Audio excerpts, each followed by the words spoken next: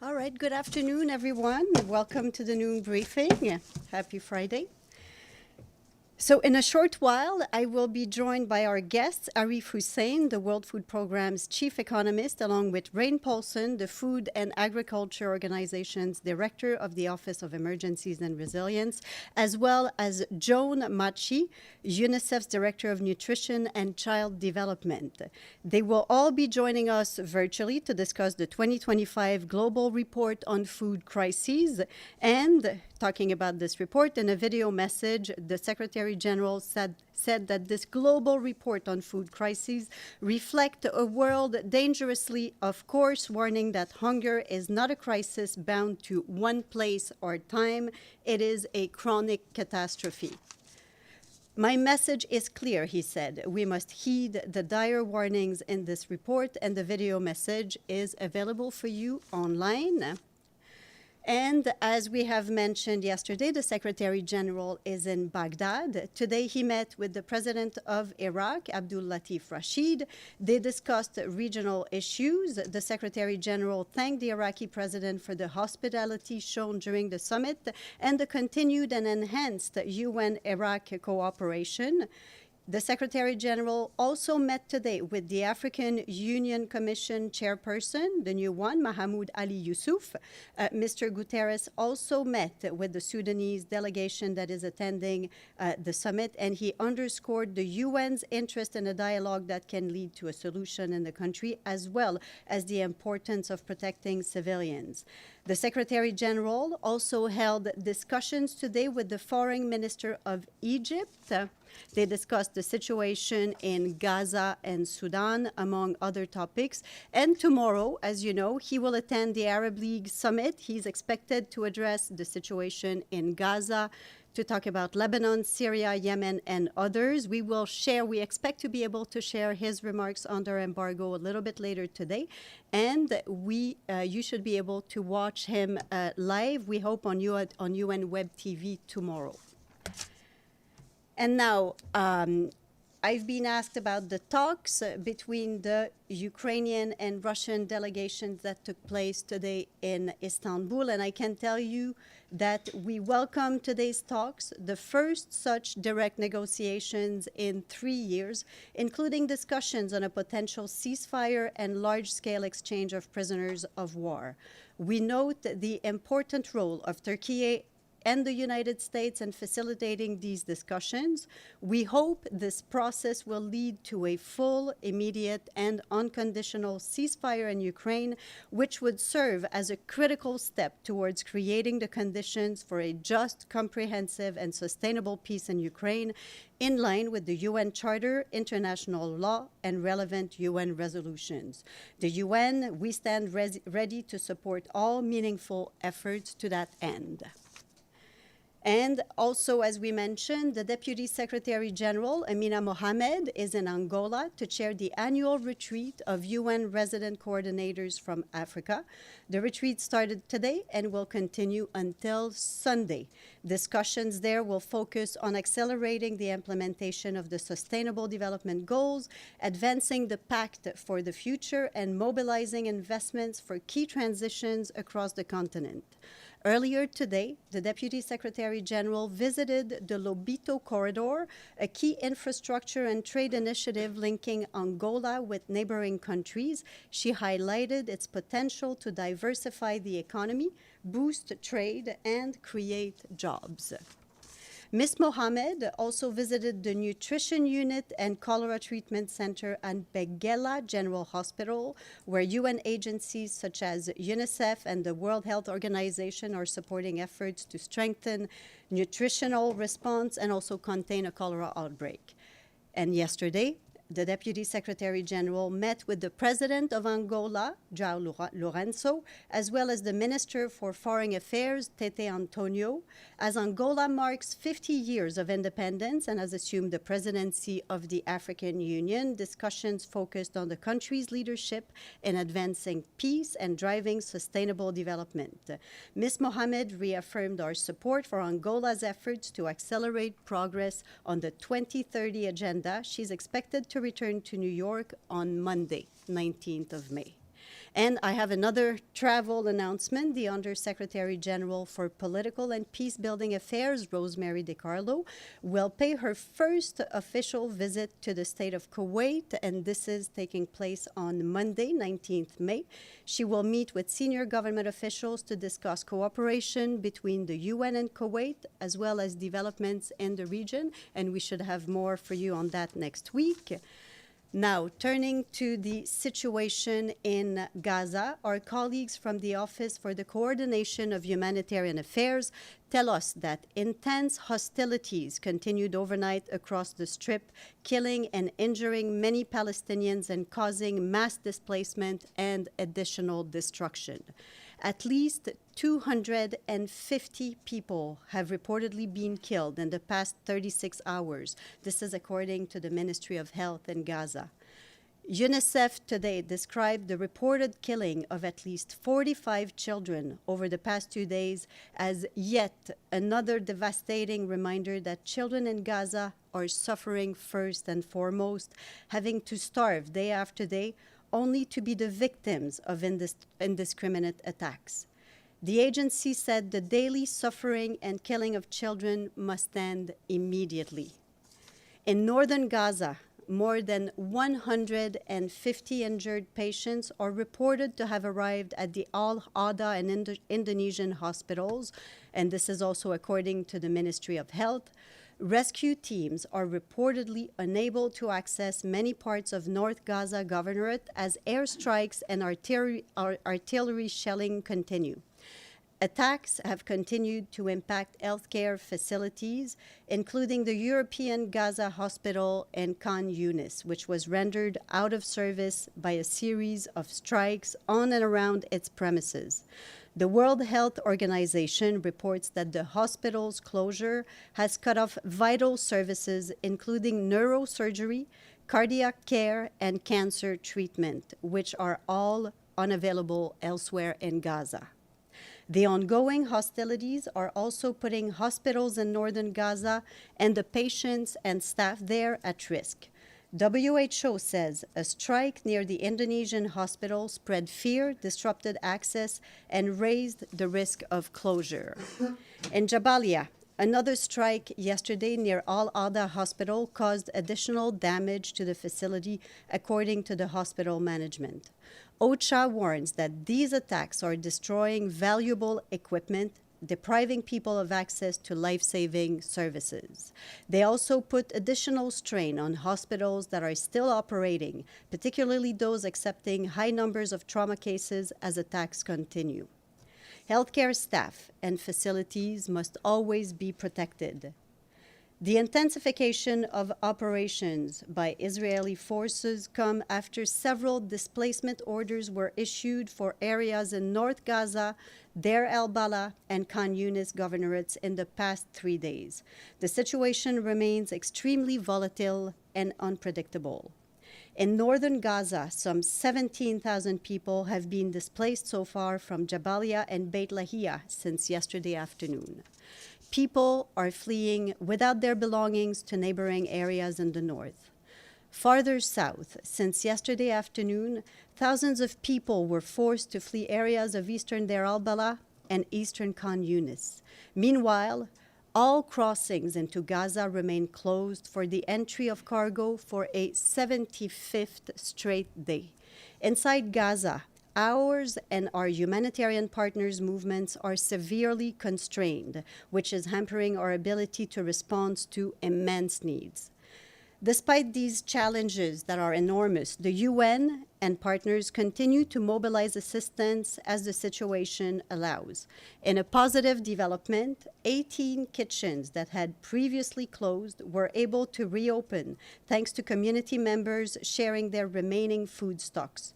This brings the total number of hot meals prepared today to 340,000, compared to fewer than 250,000 yesterday.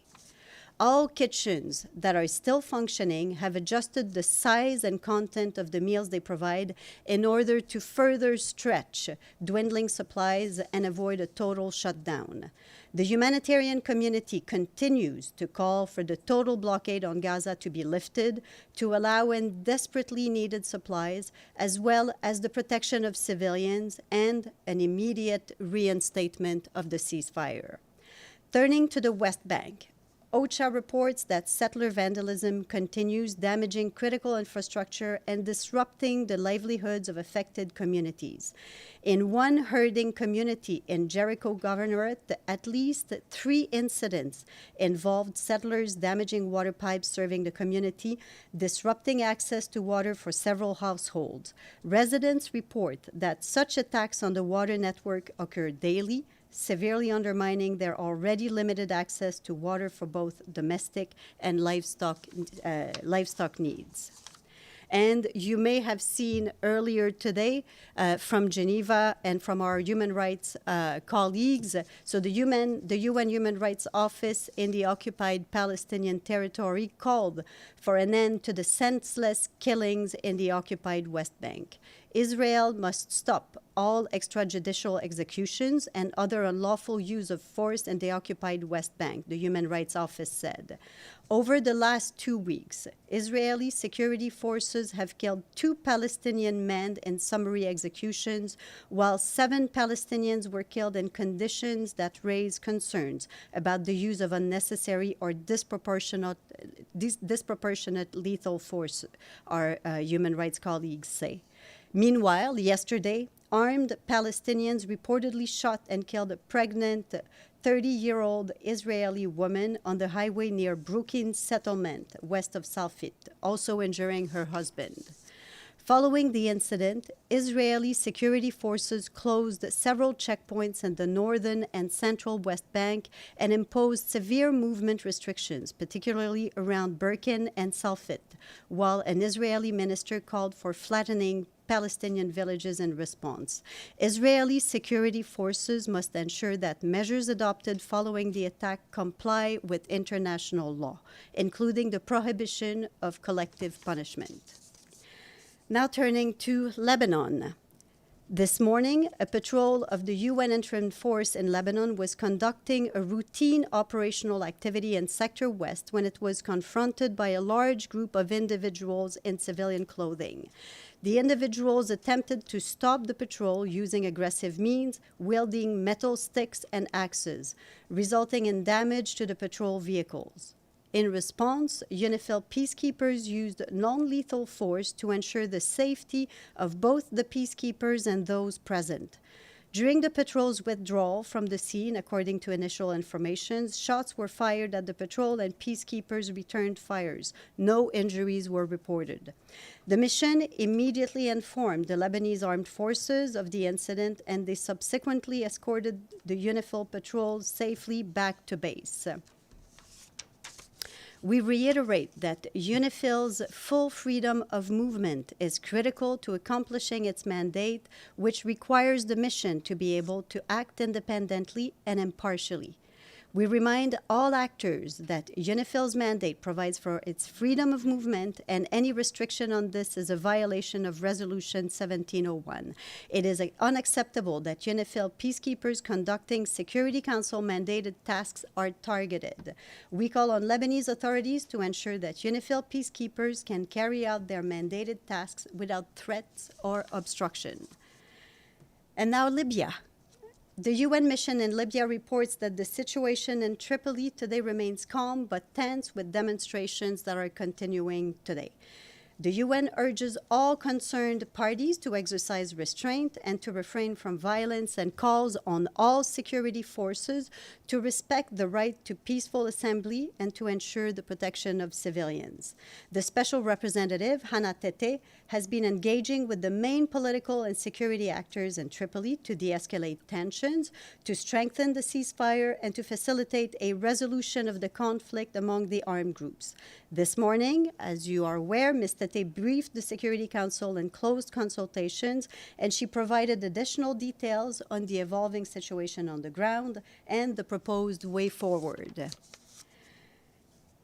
And now turning to Yemen and Somalia, as you know, as we've mentioned several times in the past few months, the humanitarian sector has seen unprecedented funding cuts, forcing us and our partners to drastically reduce life-saving programming, putting millions of lives at risk across the world. Over the past 2 months, we have overhauled our response to humanitarian crises in line with the humanitarian reset set out by Undersecretary General for Humanitarian Affairs, Tom Fletcher. In Somalia, the UN and our partners will now target 1.3 million people. This is a reduction of more than 70% from 4.6 million people initially targeted for this year. The reprioritized response will cost $367 million, a 74% reduction from the $1.4 billion requested for this year. This does not mean that there's been a reduction in overall humanitarian needs and requirements, but rather, given the massive global funding shortfalls, we want to use the resources that we do receive to ensure that the most life-saving assistance reaches the most vulnerable people. All needs and responses identified in the 2025 Humanitarian Needs and Response Plan remain valid and urgent. If additional funding becomes available, responses will be expanded to cover all identified people targeted as was originally planned.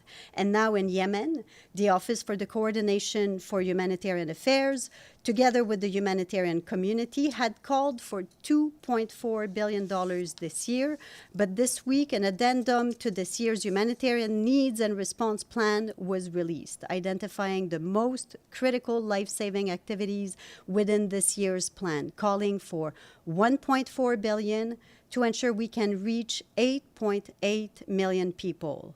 As in other crises, the consequence will be dire if we fail to deliver. Millions more people will be acutely hungry and lack access to clean water, education, protection, and other essential services. Mortality and morbidity are poised to surge as health facilities close and disease outbreaks multiply. And now, moving closer to us, to Colombia, our humanitarian colleagues at the Office for the Coordination for Humanitarian Affairs tell us that in just the first 5 months of 2025, more than 66,000 people were newly displaced due to fighting between non-state armed groups. This represents a 28% increase compared to the total number of people recorded to be newly displaced in all of last year. By the end of last year, more than 7.3 million people were internally displaced by violence and conflict, the third largest number in the world behind Sudan and Syria. We, along with our partners, continue implementing a $3.8 million allocation from the UN Central Emergency Fund allocated in February this year to help more than 56,000 impacted people in Catatumbo, where fighting has been fierce this year.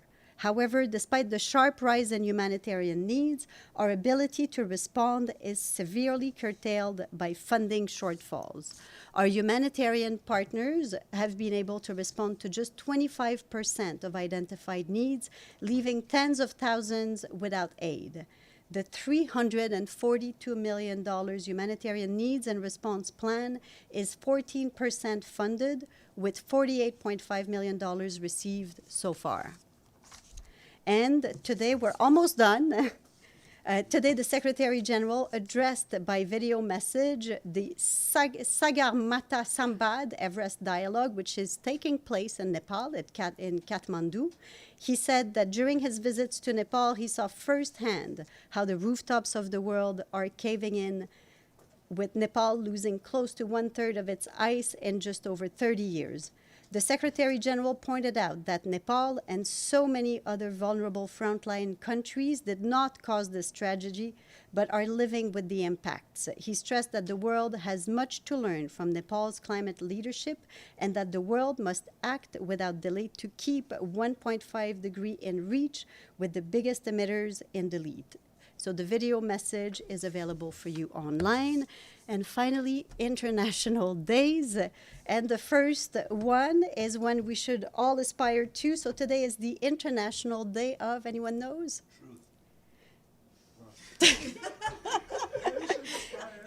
Very close. It's the, it's the International Day of Living Together in Peace. The day aims to uphold the desire to live and act together, united in differences and diversity, to build a sustainable world of peace, solidarity, and harmony. Today is also the International Day of Light, which is celebrated on 16th of May each year, and it is the anniversary of the first successful laser surgery in 1960. And tomorrow is World Telecommunication and Information Society Day, and there's a message from the Secretary General on this, and he says that the benefits of technology remain deeply unequal, adding that this year's focus of the day on gender equality and digital transformation is both timely and urgent. And on this, I will take a sip of water and take your questions. Yes, Edie. Hi, Stephanie. A couple of questions. First, has the Gaza Humanitarian Foundation been in contact at all with the United Nations? And secondly, is there any negotiating at all about having the UN temporarily deliver aid before its operations get underway? So contacts with Israeli authorities are ongoing. I do not have any confirmation, nothing new to add on the Gaza Humanitarian Foundation, on contacts, or on Israeli authorization to start delivering aid. And you heard from the note how we described that everything is still closed. Okay. Secondly, on Libya, you said that in the closed consultations today, the SRSG had proposed way forward. Is it possible to get any details on what that proposal is? Let me see what I can get for you on that, if there's any more that we can share about what she said in the consultations. For now, what I had is what I read. Of course, we continue to monitor the truth, and we hope that it will continue, and I'll get back to you if I have more. Yeah, go ahead. And a third quick follow-up. You said Rosemary DiCarlo is going to be in Kuwait on Monday. Is she with the Secretary General in Iraq now? I should know that. I will check, because I would have to look at the delegation list to see if she's there. Abdelhamid and then Deji. Thank you, Stephanie. In his remarks yesterday to the Security Council about Resolution 2474, I think, 2474 on missing person, the ASG Khalid Khiari mentioned the Israeli hostages. He put that. Does that term missing persons apply to the Israeli hostages when you know their names, when you know who's alive and who's not? Does it fit into that caliber of missing persons? That's one question. He mentioned them as part of the briefing yesterday to highlight once again the urgent need for them to be released unconditionally. Okay. The second, he mentioned also, he said the ongoing hostilities between Israel and Palestinian armed group. How could he frame what's going on in Gaza? Killing 20,000 children, destruction of 92% of the buildings in Gaza, destroying all universities, all schools, all shelters, attacking humanitarian workers, and call it hostilities between Israel and armed group. What do you think of this labeling of what's going? Is that correct? we stand behind what he said yesterday. I think what's really important to get from all of that is the calls that we issue from here, from this podium, every day for the restoration of the ceasefire. And also, the calls that you hear from all UN senior officials, from the SG himself, to that effect. I understand, but I think UN senior officials should be careful of their statement. If they label what's going on in Gaza as hostility between two equally armed groups, Israeli army and the armed Palestinian groups, then that is away from the truth. They should, don't you think they should be a little bit more honest to the facts on the ground? There is a massacre, there are atrocities, there is a genocide going on. It's important to remember how we've been appealing for the end of suffering of civilians in Gaza, for the release of the hostages, and on that, Deji. Yes, today Israel confirmed that they targeted two ports, Hodeidah as well as Asalif ports in Yemen. Mm-hmm. And Prime Minister Netanyahu said it's just a beginning in retaliation of what Houthi did to Israel. What is the response from the United Nations on the latest development? So we continue to call for an end to these hostilities. I think, people in Yemen need to be able, look, the situation that I've described in the note where we're forced to reduce the humanitarian assistance that we plan to provide just adds to the burden and to the suffering of the people there. It's very important to to try to end these hostilities. We've been calling from here again and again for an end of the hostilities, for the resumption also of free maritime transport there. Yeah, go ahead. Okay, so I just want to confirm this. Mm-hmm. As I remembered, Port Hodeidah is a civilian port. It's not a military port. That used by the United Nations. Is that correct? I think you have two resolutions on that. We do, yeah. So is there anybody, are there anybody on ground can confirm the current situation of the ports now? So I'd have to get back to you on exactly these details, but look, we again reiterate the call for the restraint, the cessation of all military activities there. Any escalation could really make the situation there even worse. Yes, Dulcie. Yeah, I wanted to ask you, you said there was an increase now in soup kitchens being... So let me give, I can, and all these numbers, we will post them. So today, as we mentioned, let me just go back so I can give you the exact numbers that we had. So today, so 18 kitchens that had been previously closed were able to reopen. And this is because, as we said, community members shared remaining food stocks. And so the total number of hot meals that was prepared today was 340,000 compared to less than 250,000 yesterday. So that was, and as you can see, we report these numbers almost on a daily basis and at least several times a week, and it shows how it fluctuates. But where are they getting this food? Because your messaging is pretty explicit that no food's getting in. So community members who shared remaining food stocks that were available in Gaza, so that's how they managed to do it today.